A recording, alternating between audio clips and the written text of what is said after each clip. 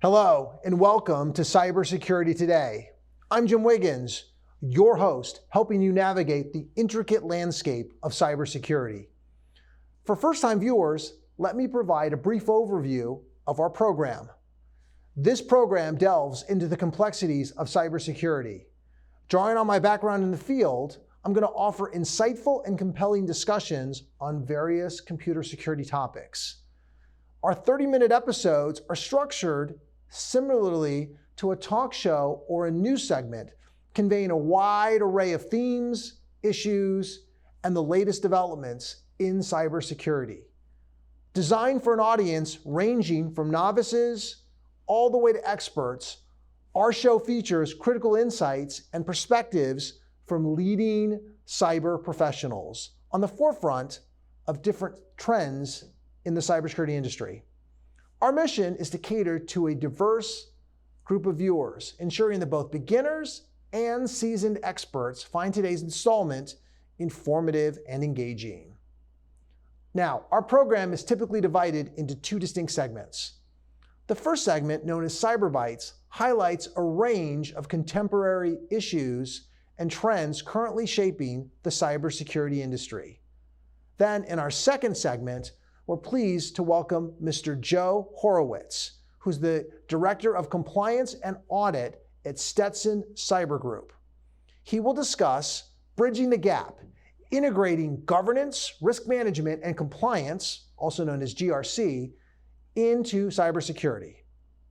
So, all right, let's delve into the Cyber Bites segment and uncover the most recent developments today in the cybersecurity world. In current news, a critical security flaw, CVE 2024-5806, has been discovered in Progress Software's Move It transfer software, allowing attackers to bypass authentication. The vulnerability affects several versions and is already being exploited. Progress Software urges users to update immediately and take preventative measures such as blocking public RDP access and limiting outbound server access. The flaw, which also impacts the IPworks SSH library, could enable attackers to impersonate any user. With around 2,700 vulnerable instances online, mostly in the US and Europe, rapid patching is essential to prevent further exploitation attempts.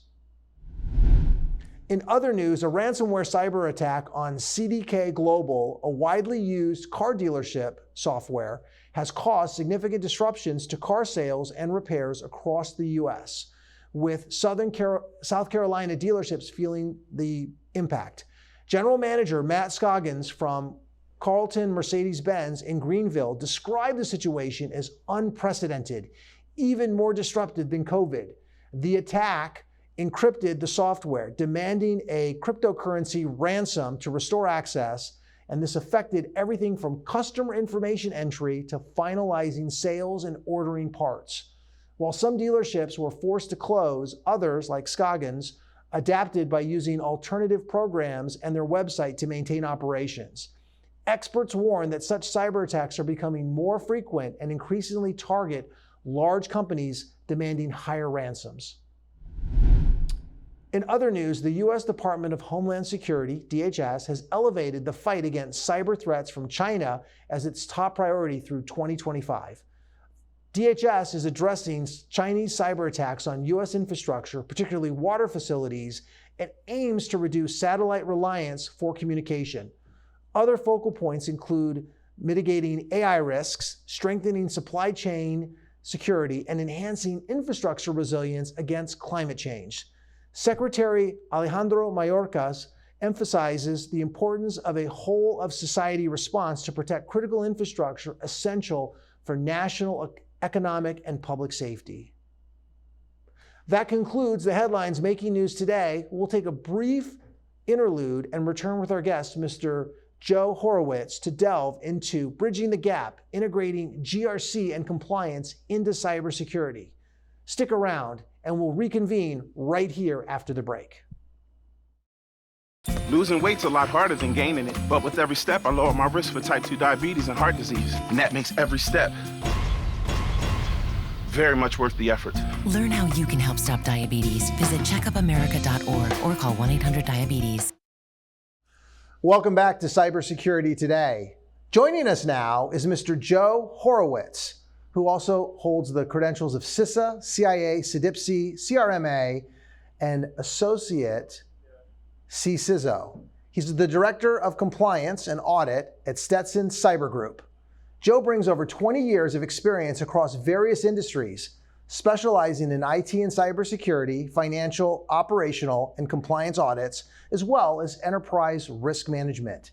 His extensive background includes roles such as the IT Audit Manager at HealthFirst and the IT Risk Advisory Manager at E&Y.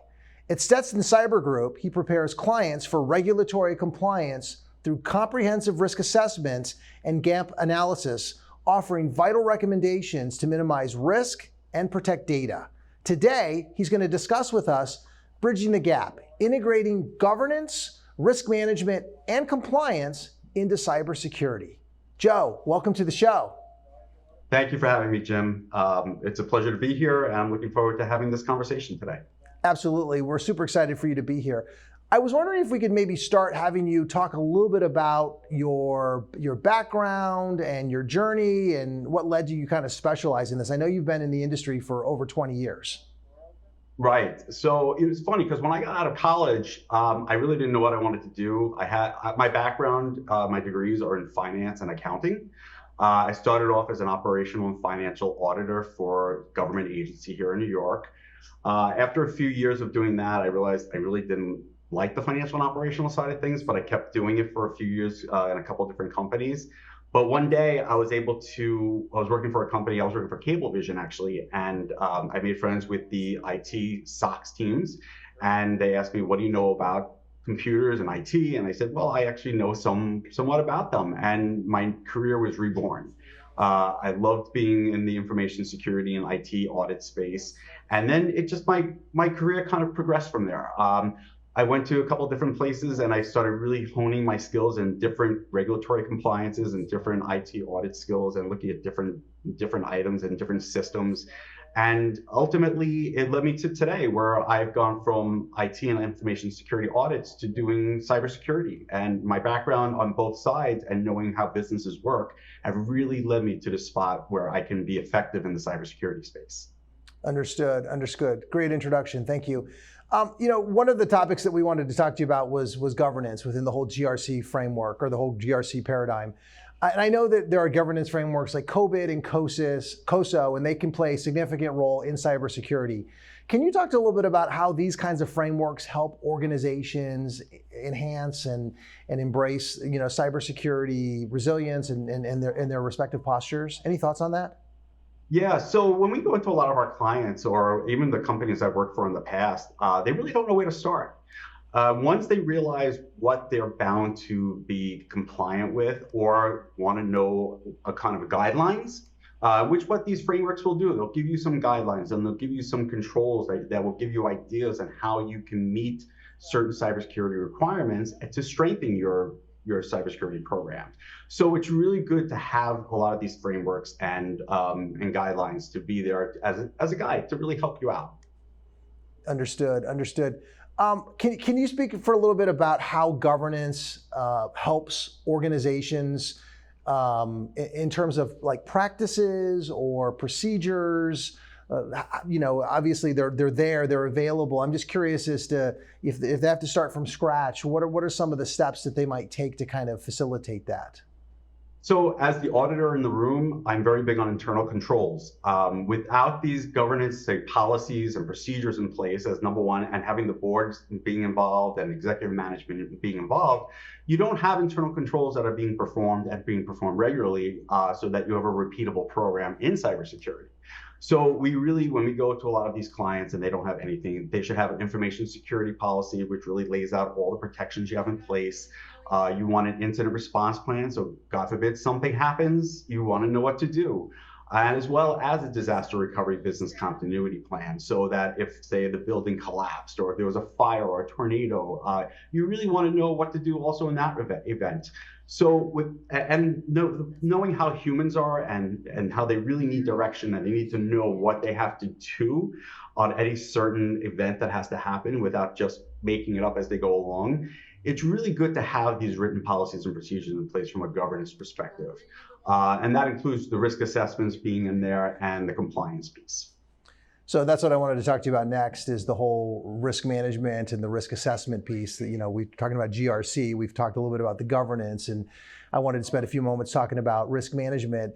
Can you talk about some of the specific methodologies within risk management when it comes to conducting risk assessments, and some of the mechanisms or some of the processes that you might look at, or methodologies for organizations to identify and ultimately assess cybersecurity risks? Sure. One of the first things we do is we try to make them understand that it's not just an IT risk. It's an enterprise-wide risk, that it affects your finance department, it affects your operations, it affects really everywhere within your business. So when we do these risk assessments, we're telling them we're doing it as business partners with everybody who needs to be involved. The IT team definitely, your executive management, everybody really needs to address the risk assessment and doing it. You need to identify where your areas of risk are, because cybersecurity is more than just IT risk. It's looking at your physical security as well. That's really part of it. I mean, are you leaving stuff out on your desk at night? Paper is just as much personal and identifiable information as anything on the computer. So we'll address those risk assessments, but we'll take some of these frameworks, we'll take some of the regulations, the requirements of each of those, and we'll do a risk assessment / gap analysis to see where the missing controls and where the biggest risks are, because they are missing internal controls. That makes a lot of sense. So kind of going through the acronym GRC, we've talked about governance, we've talked about risk management. Let's now talk a little bit about compliance, right? So what are some of the common challenges that organizations face when they're trying to meet their cybersecurity compliance requirements? Well, first off, there's so many organizations out there that don't even know what compliance that they have to adhere to.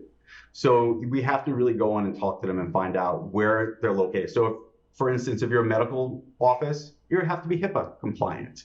I'm in New York, so there's a lot of companies, most organizations have to fall under New York State Department of Financial Services, NYCR 500, or the New York Shield Act. So we have to kind of educate them on that. After that, they really have to understand what the requirements are of those compliance features, of what they ask for, and kind of go down the list. Again, do the risk assessment and the gap analysis based on it. They give guidelines on how to do them. It's just really understanding that all the right people have to be in the room to understand where they have to be with these compliance. There's a lot of penalties that are involved in some of these compliance and regulations.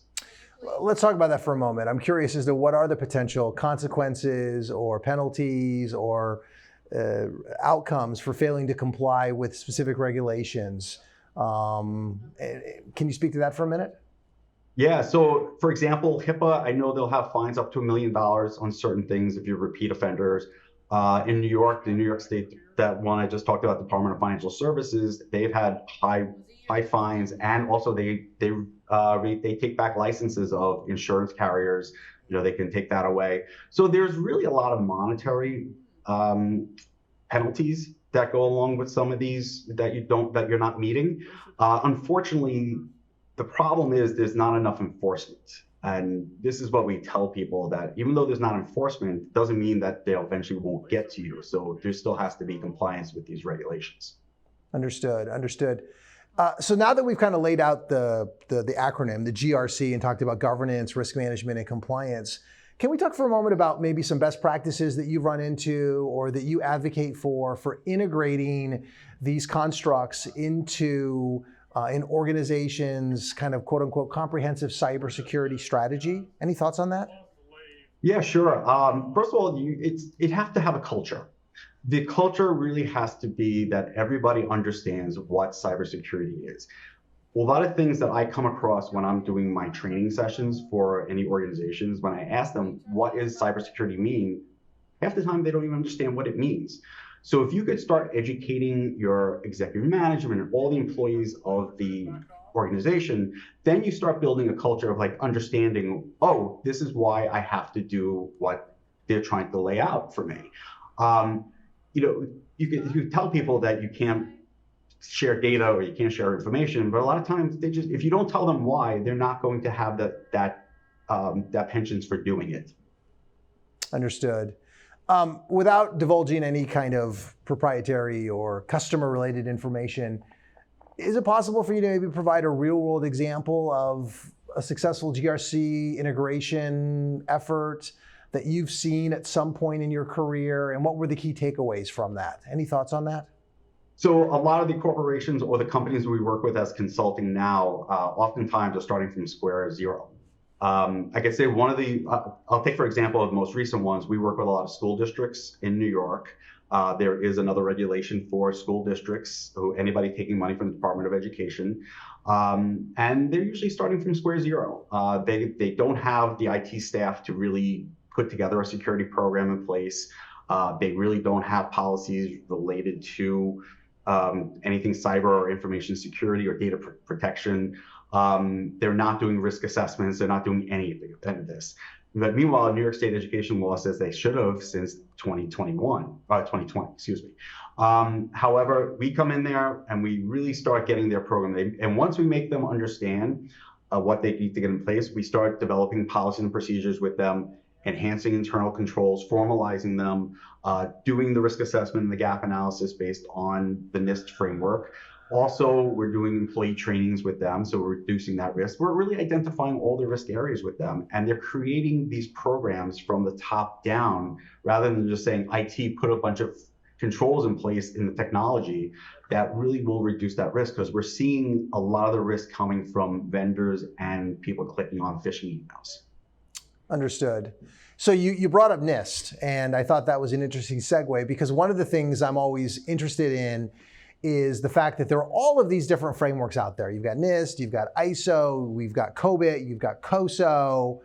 I'm curious, how should an organization, let's assume you're working with a new prospect, maybe a new potential client, how do they determine which particular framework is going to be appropriate for their needs? Right. No, that's an excellent question. So a lot of organizations will either be mandated to follow the NIST based on regulatory requirements, or I'll speak with, like I said earlier, if you're a medical office or anything medical related, you'll be mandated to go HIPAA compliant. Although HIPAA doesn't really give you a list of controls that you have to follow, much like unlike NIST or the DFS. But what you can do is there's also high trust that works alongside HIPAA, which gives you all the controls that you need. So once they really understand which one they should be following based on either regulations or laws, that makes it easier. If they don't fall under those categories, what we'll tend to do is depending on the size of the company, we'll take one of those other frameworks and we'll just we'll match it the best way we can to their company, so that at least they'll have a starting point, and then later in their maturity, they can start adding things afterwards. Understood. So we've talked a little bit about the what, the GRC components. We've talked a little bit about some of the frameworks that are out there. Let's talk about tools for a minute.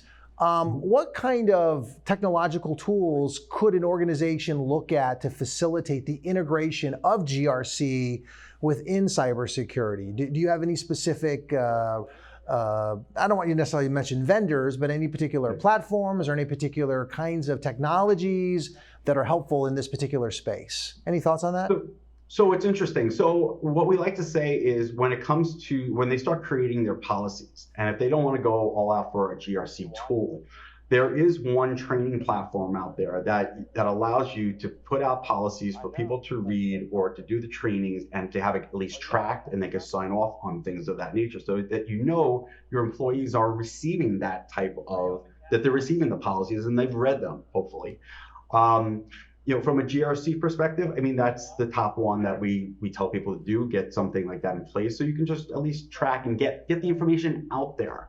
So yeah, I would say that's the one thing that we try to tell. I mean, there's so many technology tools otherwise that like a SIEM solution, which is the pulling the logs and making sure it's monitoring events and stuff like that. And there's just so many different things. You have the endpoint protection.